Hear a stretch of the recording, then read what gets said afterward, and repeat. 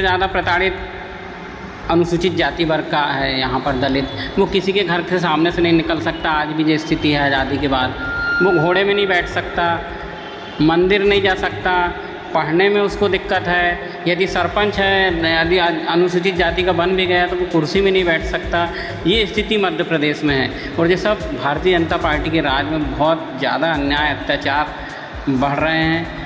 ये जो रिपोर्ट होती है सरकार को जो सौंपी जाती क्राइम रिपोर्ट, उसमें भी स्पष्ट बताया गया है। जी हाँ, मैं हूं अब्दुल काबिज़ और आप हैं इस वक्त पंजाब केसरी के स्क्रीन पर। निश्चित तौर पर विधानसभा की लगभग बीजेपी की टिकटें हो चुकी हैं और कांग्रेस की अभी एक भी टिकट नहीं हुई है। बावजूद इसके एक तीसरी शक्ति के तौर पर देखा जा रहा है लंबे समय से जो मेहनत कर रही है गोंडवाना पार्टी के हमारे सिवनी विधानसभा क्षेत्र के जो प्रत्याशी हैं, हमारे बीच में रंजीत वासनिक यहाँ पर मौजूद हैं।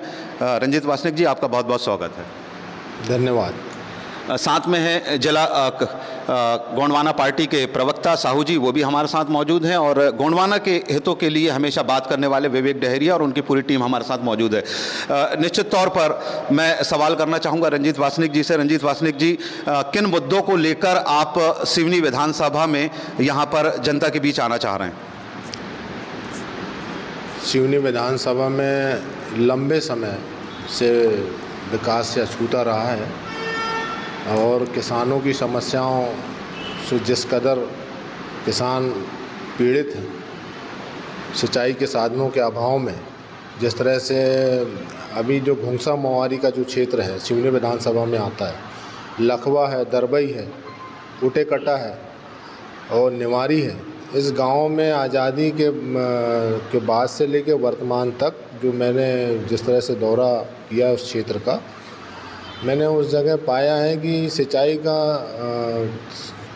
से तो संकट से तो जूझ ही रहा है किसान, लेकिन पीने के लिए भी उनको लंबी यात्रा तय करके कम से कम 5 से 10 किलोमीटर की यात्रा करके ड्रम में पीने का पानी लाना पड़ रहा है। जिस कदर से, चूँकि आदिवासी बाहुल्य क्षेत्र है, छपारा जनपद में आते हैं तकरीबन 34 पंचायत और जो पठारी जोन है, सिंचाई के माध्यम से सिंचाई के जिस तरह से वहाँ पे संसाधन होना था आज़ादी के बाद से लेकर वर्तमान परिदृश्य तक, उन सब तमाम संकटों से वहाँ का किसान संघर्ष रहता है।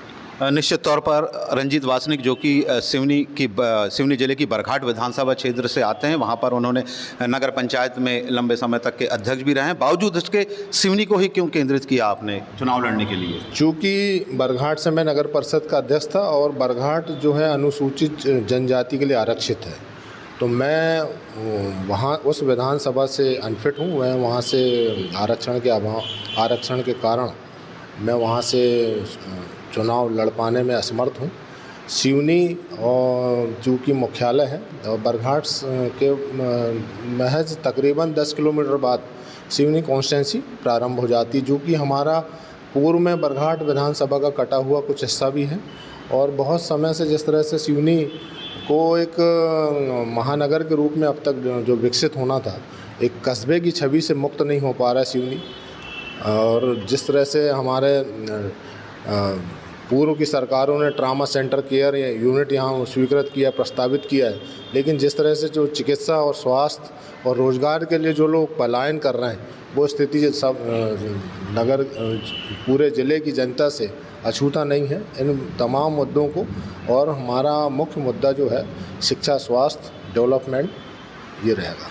निश्चित तौर पर स्वास्थ्य, शिक्षा और डेवलपमेंट की आप बात कर रहे हैं। डेवलपमेंट में कुछ प्लान किया होगा आपने कि सिवनी में किस स्तर पे डेवलपमेंट आ जाए, शिक्षा में किस तरीके से डेवलपमेंट आए, या स्वास्थ्य को किस तरीके से और बेहतर करना चाहेंगे आप? स्वास्थ्य की संभावनाएं चूँकि 2 जबलपुर है, नागपुर है, छिंदवाड़ा है, मंडला है, बालाघाट, नरसिंहपुर, इनके मध्य में सिवनी बसता है। और जिस तरह से श्रद्धेय हमारी बुआ बिमला वर्मा जी के बाद उनके बाद स्वास्थ्य पे उनके प्रयासों से, जिस तरह यहाँ मिनी मेडिकल के रूप में, इंदिरा गांधी चिकित्सालय के रूप में जो भौतिक रूप से आप सब लोगों को दिख रहा है 12 पत्थर जोन में, उसके बाद उसमें जिस तरह से जो सुधार होने थे और जिस तरह की सुविधाएं होनी चाहिए थी, वो उस सुविधाओं के कारण जनप्रतिनिधियों की जो लापरवाही और उनके सौतेले व्यवहार के कारण कहीं ना कहीं जिला चिकित्सालय एक सौतेला पक्ष अपना महसूस करते हुए वो उसका सौतेला दंश भोग रहा है, और जिसका दंश पूरे ना केवल सिवनी विधानसभा के लोग बल्कि पूरे संपूर्ण जिले के लोग, चिकित्सालय तो संपूर्ण जिले का है, संपूर्ण जिले के लोग उसका दंश भोग रहे हैं जो चिकित्सा के अभाव में। यकीनन तौर पर 80,000 से ज़्यादा विधानसभा में वोटर हैं, आदिवासी वोटर हैं, जिनके लिए आप उनका प्रतिनिधित्व करते हुए यहाँ पे आए हैं। देखा गया है पिछले 2 बार के विधानसभा चुनाव में लगभग 20 से 25,000 वोटरों में निर्णय हो जाता है। क्या उम्मीद है, कितने वोट आपको मिल सकते हैं और किन समाज के और वोट आपको मिलेंगे? देखिए, जो विकास की बात लेके हम जनता में जाएंगे, इसके पहले मैं नगर परिषद अध्यक्ष के रूप में बरघाट में सेवा, वहाँ की जनता ने मुझे सेवा का अवसर दी, और जिस तरह से मैंने बरघाट मॉडल पे काम किया है वो पूरे ज़िले की जनता से अछूता नहीं है। और जो यहाँ आदिवासी बाहुल्य ज़िला है, और जिस तरह से आदिवासी को नेतृत्व जो मिल रहा है और जिस तरह से आदिवासियों के साथ सौतेला व्यवहार हो रहा है, ये भी जगजाहिर बात है। लेकिन ये कहना कि आज़ादी के बाद से लेके वर्तमान तक मध्य प्रदेश में दोनों राष्ट्रीय दलों की सरकारें रही हैं, लेकिन उन्होंने इस बात की चिंता आदिवासियों, अनुसूचित जाति और माइनॉरिटी, ओबीसी, अल्पसंख्यक और सर्वहारा समाज की इस बात की चिंता कभी नहीं की कि उस क्षेत्र में विकसित कैसे हो, उनकी सामाजिक उत्थान कैसे हो। दोनों दलों ने इस बात की चिंता जरूर की कि वो वोट कैसे देंगे, और वो किस तरह से वोट देने के बाद जिस तरह से उनको धुतकारा जाता है, जिस तरह से उनके साथ पक्षपातपूर्ण कार्य किया जाता है, ये इन तमाम बातों को कहीं ना कहीं देखते रहते अखबार में, सोशल मीडिया में, पठन पाठन में जो आया, तो उस बात को लेके कहीं ना कहीं मन में टीस जागा। तो उस भावना को अगर यहाँ ज़िले की जनता मुझे अवसर देती है तो कहीं ना कहीं मैं उसको, उन तमाम बातों को मूर्त रूप देने का प्रयास करूँ। यकीनन तौर पर हमारे साथ गोंडवाना पार्टी के प्रवक्ता भी हमारे बीच में मौजूद हैं। 4 विधानसभा सीट हैं और निश्चित तौर पर चारों पे आप यहाँ पर चुनाव लड़ रहे हैं। क्या आंकड़े लेके चल रहे हैं और क्या समीकरण है आपके पास? धन्यवाद आपका। हम सिवनी ज़िले में पूरी तैयारी के साथ मैदान पर हैं, चूँकि बहुजन समाज पार्टी के गठबंधन के बाद में बरघाट कॉन्स्टिट्यूंसी जो है बहुजन समाज पार्टी के खाते में है, और हम सब मिलके चुनाव लड़ रहे हैं। और जिस तरीके से पार्टी ने पूरे 5 साल ग्राउंड लेवल पे काम किया है, आपने देखा है कि ये जो पार्टी है जो हर समय बिल्कुल 24 घंटे लोगों के लिए मदद के लिए लगी रहती है। आपने देखा होगा, हम सरकार में नहीं है, हमारा विधायक नहीं, तब भी हम लोगों की मदद करते हैं। किसी कोई घटना हो, किसी के साथ अन्याय हो रहा हो, किसी के साथ अत्याचार हो रहा हो, हमारा प्रयास ये रहता है कि प्रत्येक जन को, सरकार का ये प्रयास होना चाहिए कि उसे उचित लाभ मिले, नागरिकों को उनके अधिकार मिले, संवैधानिक जागरूकता के साथ में लोग स्वतंत्र रूप से भयमुक्त वातावरण के साथ रह सकें। 4 सीटों में से कितनी सीटें आप? हम 4 सीट पे ही दावा कर रहे हैं, और हमारी पार्टी का जिस तरीके से एजेंडा है, उसकी तैयारी है, लोगों का हमने विश्वास जीता है उनकी लड़ाई लड़ते हुए। निश्चित तौर पर चारों विधानसभाओं में गोंडवाना गणतंत्र पार्टी भारी ताकत के साथ में मैदान पे है, जनता के सहयोग से मैदान पर, हम पूरी ताकत के साथ मैदान पे डटे हैं। चुनाव जीतेंगे, जनता का हमारा साथ जरूर मिलेगा। और हमारे बीच में यहाँ पर मौजूद हैं विवेक डहरिया। हमेशा आदिवासी समाज के लिए अपनी लेखनी से आप संपादक भी हैं और गोंडवाना के लिए निरंतर काम करते रहे हैं। समाज के लिए किस तरीके से देख रहे हैं रंजीत वासनिक जैसे कद्दावर नेता आपके साथ यहाँ पर विधानसभा चुनाव में लड़ रहे हैं? और अगर दूसरी बात कहूँ तो बट्टी जो एक नेत्री हैं छिंदवाड़ा में, अमरवाड़ा से जो थी, वो बीजेपी ज्वाइन करी हैं और काफ़ी वीडियोस भी उनके आ रहे हैं। मध्य प्रदेश में इस वक्त आप गोंडवाना को किस स्तर पर देख रहे हैं और कितनी प्रोग्रेस पे देख रहे हैं? धन्यवाद। जैसा कि भाजपा कहती है कि 70 साल में कांग्रेस ने सबसे ज़्यादा शोषण सभी वर्गों का किया है, लेकिन मेरा अनुमान है कि 70 साल में जितना शोषण कांग्रेस ने किया है उससे कहीं ज़्यादा 4 गुना शोषण भारतीय जनता पार्टी की जो सरकार है मध्य प्रदेश में निरंतर आदिवासियों के साथ, अनुसूचित जाति वर्ग के साथ, अन्य पिछड़ा वर्ग, अल्पसंख्यक समुदाय, ये 4 वर्ग जो है सबसे ज़्यादा प्रताड़ित मध्य प्रदेश में है।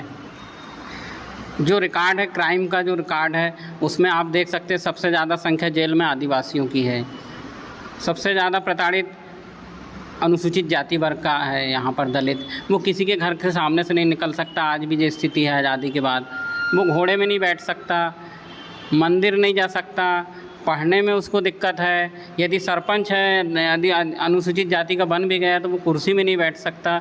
ये स्थिति मध्य प्रदेश में है और ये सब भारतीय जनता पार्टी के राज में बहुत ज़्यादा अन्याय अत्याचार बढ़ रहे हैं। ये जो रिपोर्ट होती है सरकार को जो सौंपी जाती क्राइम रिपोर्ट, उसमें भी स्पष्ट बताया गया है। और जैसा कि ओबीसी वर्ग है और अल्पसंख्यक, वो भी सबसे ज़्यादा प्रताड़ित है। तो जो माहौल मध्य प्रदेश में इस बार बन रहा है एसटी, एससी, ओबीसी और माइनॉरिटी का एक साथ होकर, वे जो अन्याय अत्याचार और शोषणकारी जो पार्टियां हैं या सत्ताधारी जो दल है, उनके विरोध में एक विचारधारा में काम करने के लिए आगे आ रहे हैं। उसी तहत गोंडवाना गणतंत्र पार्टी और बहुजन समाज पार्टी का जो गठबंधन हुआ है, इसका अपन चाहे भिंड मुरैना की बात कर लें, छतरपुर की बात कर लें, अपन सीधी रीवा की बात कर लें, चाहे अपन बालाघाट, सिवनी, छिंदवाड़ा की बात कर लें, बैतूल की बात कर लें, सब तरफ बहुत एकजुटता एसटी, एससी, ओबीसी और माइनॉरिटी को लेकर हो रही है और इसका बहुत ज़्यादा प्रभाव पड़ेगा।